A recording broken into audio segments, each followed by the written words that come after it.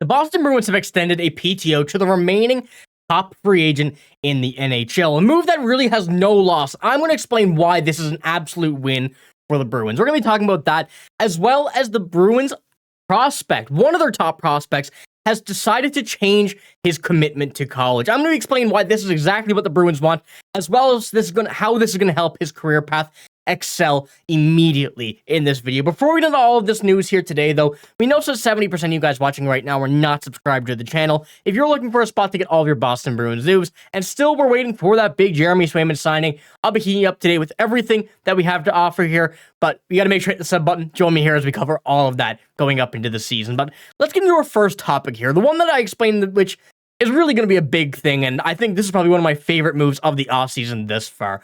And this is the Bruins extending a PTO to the top free agent remaining, who is Tyler Johnson. And I've spoken about Tyler Johnson here on the channel before. I've kind of explained that he could be the perfect addition to a PTO rather than a signing for a few reasons. You know, I'm sure many of you know who as well here, who's been, for the most part, here the entire summer. I love the idea of a PTO this summer for the Bruins, how it's going to work out, how it's going to add a bit more competition for those younger guys. But Tyler Johnson's a bit of a different scenario as a PTO, mainly because he could be a great addition to the team after the PTO by signing him. And I think Tyler Johnson is a very slept-upon player, and quite honestly, I'm very surprised he's not earned a contract yet. So this came out from the Bruins themselves here, with the Bruins signing Tyler Johnson to a professional tryout agreement. And I think, once again, a very, very good move, very smart move that will and can, if the Bruins choose to, and if they know what they're getting, and it still plays out to be who they think Tyler Johnson is, could be and will be a great addition to the forward core right here. And I'm going to pull up a little screenshot here from Mike Sullivan, kind of just explaining to those who really don't know too much about Tyler Johnson, his accolades. We know Tyler Johnson's been a career, very, good NHL player, but not a guy that's going to excel in a top line position. But with his whole play style, a 5'8" forward, 185 pounds, not the biggest guy, but the big thing here is a two-time Cup winner with the Tampa Bay Lightning. And in the 9 seasons with Tampa Bay, 361 points in 589 games with a plus 84. We know that those Tampa teams were very good. But even going with Chicago, 149 games and 70 points and minus 64, that Chicago team was absolutely terrible. I should say those 3 Chicago teams were absolutely terrible. And him still putting up competitive numbers is something that I think Bruins fans and the Bruins really took into consideration, that he can be back to what we know and see him, the way he's played with Tampa back with the Bruins. If he does end up continuing to play well. And obviously age is definitely a factor here, 34 years old. But I do think that what we seen last season still is a very good sign. In 67 games last year, while dealing with injuries, 31 points still, and 17 goals, as I mentioned, on the Blackhawks, which were an absolutely horrible team. And even at the 34 years old that he is, just turning 34, I still think that Tyler Johnson has a lot left in the tank. And that's why he could be a fantastic addition, especially not needing to be kind of one of those top forwards on the ice for the Bruins. And Tyler Johnson as well, a great leader, and what his role has been with the Tampa Bay Lightning over his career. That's what the Bruins are looking for. This team is getting a lot younger by starting to bring in some of these prospects, starting to bring in some of the rookies that we have in the system, the very few that we have. And experience does not come from the AHL. So having the opportunity to get a guy like Tyler Johnson, someone who's been in every kind of situation possible, been at the bottom of the barrel and been at the very top, I think his experience and his leadership is very useful and is a factor that the Bruins want to add to this team. And Tyler Johnson, as I mentioned, has every single bit of that. And I'm seeing people replying to this. I'll pull up this one here, the tweet again, that can he save a puck? Is he going to be signing for the Bruins in net? But we got to keep in mind, the Bruins are going to be looking for that extra player even after they sign Swayman. That's been a big deal. We know Swayman's the main priority right now, but getting a guy who, especially on a PTO right now where nothing is in place, nothing is confirmed, they're going to give him that tryout and see.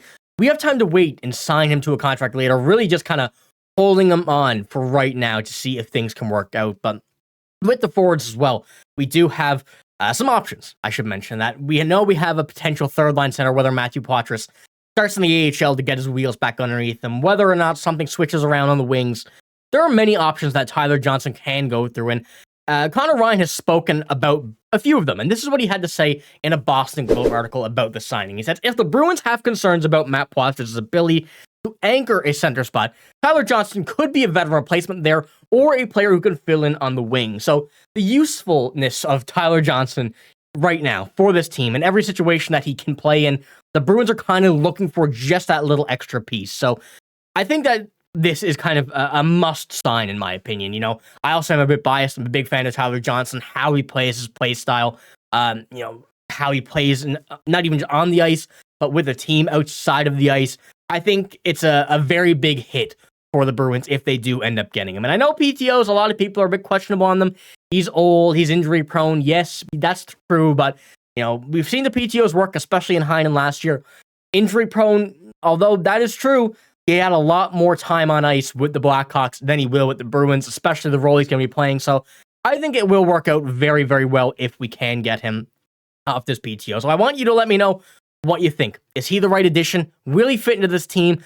I think so, but I want to know what you guys think as well. So let me know in the comments below. But let's head on to our second topic here of this video, with this Jonathan Morello. He is making a massive change. One of the top Bruins prospects who isn't too spoken about in his career path. This guy, I'm sure a lot of you guys know who he is, but the Bruins prospects are not too popular. So for those who don't know, a fourth-round pick from the Boston Bruins who committed to a college, now going to one that many of us are more familiar with. And he's heading to Providence. And this comes from the Hockey News right here. The Boston Bruins prospect, Jonathan Morello, has decommitted from Clarkson University as he's intended to commit to Boston University, not Providence. Closer enough, still works out, but Boston University it is. I do apologize for that once again. He will be joining BU for the 25-26 season and spend the upcoming season with the Dubuque Fighting Saints of the USHL. So this is a very big move for his career path, as well as for the Bruins' thought process and the way we're going to be watching him in this upcoming, the season after, when he does attend college. The Bruins love their internal prospects. Anybody where they can get in Providence, Boston University, or Boston College. They like to keep a close eye on them, and I feel like those players really get kind of a breakthrough with the Bruins when they do play at either of those three colleges, as they are pretty local to Boston. So I do like the way that we're going to see this here. Jonathan Morello, a very, very good player here, who I think is going to shine in the next 2 years. A lot more than what we've seen this most recent season, even though he's already been absolutely elite in this most recent season with St. Michael's Buzzers. And as you can see, 57 points in 50 games last year with that team. In the playoffs is where he really showed his potential. 21 points in 11 games, more than a goal per game in the playoffs with them. And I do think that over these next 2 seasons with Dubuque, and as you can see here, not Clarkson anymore, but Elite Prospects hasn't updated it to Boston University, we're going to see his top talent available with the increased development, I will say, going to Boston University. So let me know what you think about this move as well.